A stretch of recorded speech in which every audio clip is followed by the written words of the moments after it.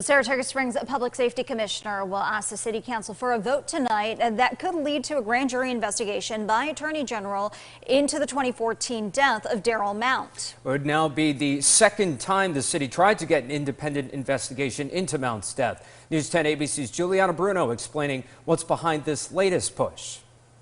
Earlier this month, Saratoga County District Attorney Karen Hagan turned down Mayor Ron Kim's request to look further into this case. Now, Public Safety Commissioner Jim Montagnino, who has put together a report detailing the events of that night in 2013, wants to see the Attorney General bring it to a close.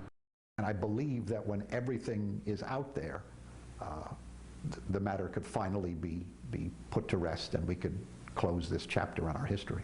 There was never an official report on the investigations into Darryl Mount's death. He was injured in a police chase in 2013 and died of his injuries 9 months later at 22 years old. Officers pursued him after he shoved his girlfriend's head into a wall, but lost him in the darkness. He was found later face down, injured, near some scaffolding. The night of the chase, after Mount, who was on parole, was taken to the hospital, his mother made accusations of police brutality. She said that she spoke to one of the doctors in the ER who suggested to her that maybe this wasn't an accident.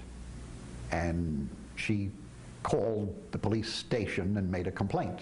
While Montagnino points out there are no witnesses who say an assault by the police took place, public trust was compromised when the police chief at the time did not do an internal investigation. He almost immediately took the position that the police did nothing wrong. Montagnino, a former prosecutor and defense attorney, believes his 37-page report that he's presenting to the City Council tonight will allow reasonable people to draw their own conclusions about what happened that night in the dark alley. For example, in one section, he points out an error of logic in an expert report that concluded Mount was assaulted. While the injuries may be consistent with a physical assault, that doesn't allow us to draw the inference that therefore there was a physical assault, because there are innumerable other explanations for the injuries, some of which I put out there as potential explanations. Since 2015, the AG has had jurisdiction over unarmed civilian deaths involving police, but that law is not retroactive, and since this incident happened in 2013,